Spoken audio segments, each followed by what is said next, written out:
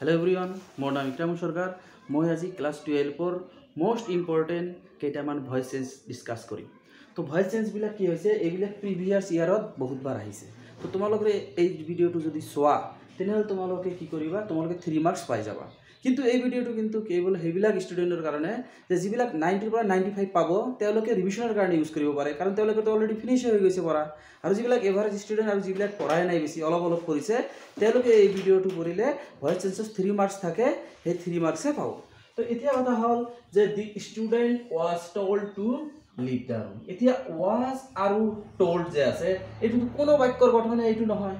তো এই ৱাজ আৰু যেতিয়া মেইন ভাৰ্বৰ পাষ্ট পাৰ্টিচিপল ফৰ্ম আছে, তেনেহ'লে এইটো ইনফিনিটি আছে মানে এইটো বা এইটো আমাৰ ভয়েস চেঞ্জ কৰিব লাগিব। এতিয়া কথা হৈছে যে ৱাজ আছে আৰু টল্ড আছে, তো আমাৰ মনত ৰাখিব লাগিব যে এইটো পাষ্ট ইনডিফিনিটৰ কিহত আছে, পেছিভ ভয়েসত আছে। তো সেইকাৰণে আমাক ধৰিব লাগিব যে ষ্টুডেণ্টে কোনে ক্লাছৰ পৰা ওলাই দিব পাৰে। কেৱল কাৰ অথৰিটি আছে, টিচাৰ, দি টিচাৰ, দি টিচাৰ, দি টিচাৰ। তেনেহ'লে এইটো কি পাষ্ট ইনডিফিনিট আছে, তেনেহ'লে পাষ্ট ইনডিফিনিট হ'লে ছাবজেক্ট আগতে লিখিব লাগিব, তাৰপিছত মেইন ভাৰ্বৰ পাষ্ট ফৰ্ম, তাৰপিছত লিখিব লাগিব দা ষ্টুডেণ্ট, তাৰপিছত যি আছে তাকে লিখি দিব লাগিব, লিভ দা ৰুম। এইটো 3 পৰা 4 টাইমছ আহিছে পৰীক্ষা। তো সেইটো ভালকে তোমালোকে চাবা। তাৰপিছত কি প্ৰত্যেকবাৰে হু থকা বাক্য এটা আহে, মানে হুৰে কোনো এটা বাক্য আৰম্ভ হয়, সেইটো কি আহে পৰীক্ষাত আহে। হুৰে বাক্য আৰম্ভ হ'লে সেই সেন্টেন্সটো ভয়েস চেঞ্জ কৰিবলৈ হ'লে হুৰ জায়গাত আমাক দিব লাগিব বাই হুম। যেহেতু কি আছে পাষ্ট ইনডিফিনিট মানে অপেন্ড দিয়া আছে, তেনেহ'লে আমাৰ বি ভাৰ্ব এটা ল'ব লাগিব। পাষ্ট ইনডিফিনিটত কি হৈছে, পেছিভ ভয়েসৰ বি ভাৰ্ব হৈছে ৱাজ নহলে ওয়ে। তো আমি ইয়াত লিখিব লাগিব ৱাজ, কিহৰ কাৰণে, বি ডৰৰ লগত কি হ'ব, ৱাজ হ'ব।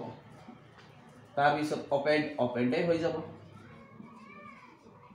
যে অপেন্ডৰ পাষ্ট পাৰ্টিচিপল ফৰ্ম, যে অপেন্ড। তো এতিয়া মনত ৰাখিব লাগিব আমাৰ যে কিছুমান ষ্টুডেণ্ট কি লিখে, by whom was the door be open. Be open কেতিয়াও নহ'ব, তো বি যাতে ভুলতে নাহে। তো হু দি বাক্য আৰম্ভ হ'লে প্ৰথমতে বাই হুম লিখিব লাগিব, আৰু এইটো হু দি বাক্য আৰম্ভ হ'লে বেছিভাগ সেইটো কি থাকে, পাষ্ট ইনডিফিনিট টেন্সতে থাকে, বেছিভাগ মানে 90% চান্স। তো এতিয়া কি হ'ব, বাই হুৰ জায়গাত আমি কি লিখিম, বাই। তাৰপিছত ইয়াত পাষ্ট টেন্স আছে, দি ডৰৰ লগত কি হ'ব, ৱাজ হ'ব নে ওৱেৰ হ'ব। তো দি ডৰৰ লগত কি হ'ব, যেহেতু একটা ডৰৰ কথা কৈছে, নিৰ্দিষ্টকৈ কৈছে, সেইকাৰণে ইয়াত কি হ'ব, ৱাজ হ'ব। আৰু এই ডৰটো কি হ'ব, ইয়াত বহিব, আৰু এই অপেন যে আছে ইয়াৰ পাষ্ট পাৰ্টিচিপল ফৰ্ম ইয়াত বহিব। ঠিক আছে। তো আমি এতিয়া 3 নম্বৰটো কৰিম। এইটো কোন টেন্সত আছে, প্ৰেজেন্ট কন্টিনিউয়াস টেন্সত। তো প্ৰেজেন্ট কন্টিনিউয়াস টেন্সত যেহেতু আছে, তেনেহ'লে subject am is are main ভাৰ্বৰ লগত আইএনজি যোগ অবজেক্ট। আমি জানো যে ভয়েস চেঞ্জ কৰিবলৈ হ'লে প্ৰথমতে কি কৰিব লাগে, অবজেক্টটো কি কৰিব লাগে, সাবজেক্ট হিচাপে ল'ব লাগে। তেনেহ'লে এ নভেল। তো এতিয়া কথা হৈছে যে প্ৰেজেন্ট কন্টিনিউয়াসত কি হয়, বি ভাৰ্ব কি হ'ব লাগে, am being, is being, R being. তো এ নভেলৰ লগত কি হ'ব, ইজ বিং। তো এ নভেলৰ লগত কি হ'ব, ইজ বিং। আৰু এই ৰিড যে আছে, এই ৰিডৰ পাষ্ট পাৰ্টিচিপল ফৰ্ম কি হৈছে, ৰিড, ৰেড, ৰিড। তো ইয়াত আমাৰ দিব লাগিব ৰিড। বাই যি আছে তাকে আমাক লিখি দিব লাগিব, মানে সাবজেক্টটো অবজেক্ট হ'ব। তো এতিয়া নেক্সট, যে মৰ্নিং শোজ দা ডে।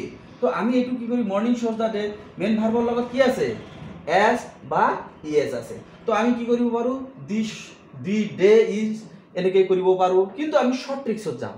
কিহৰ কাৰণে, যে প্ৰেজেন্ট ইনডিফিনিটত যে আছে সেই হিচাপে যদি আমি কৰো, তেনেহ'লে আমাৰ টাইম বেছি যাব। তো আমাৰ একেবাৰে সহজ ট্ৰিক্স এটা আছে, যদি কি হয়, কি মানে যদি এমপ্লিফিকেশন বা কি হৈছে আমাৰ চিৰসত্য ইউনিভাৰ্সেল ট্ৰুথ থাকে বা হেবিচুৱেল একশন থাকে, তেনেহ'লে ডাইৰেক্ট আমি কি কৰিব লাগে, it is said that morning shows the day, morning shows the day, এনেকে আমি কৰিব পাৰো। যদি honesty is the best policy থাকে, তেনেহ'লে আমি লিখিম it is said that honesty is the best policy. তো এতিয়া ইয়াত কি আছে, প্লিজ আছে। আমি জানো যে প্লিজ থাকিলে কি কৰিব লাগে, ডাইৰেক্ট প্লিজৰ সলনি আমি কি দিব লাগে, ইউ আৰ ৰিকুৱেষ্টেড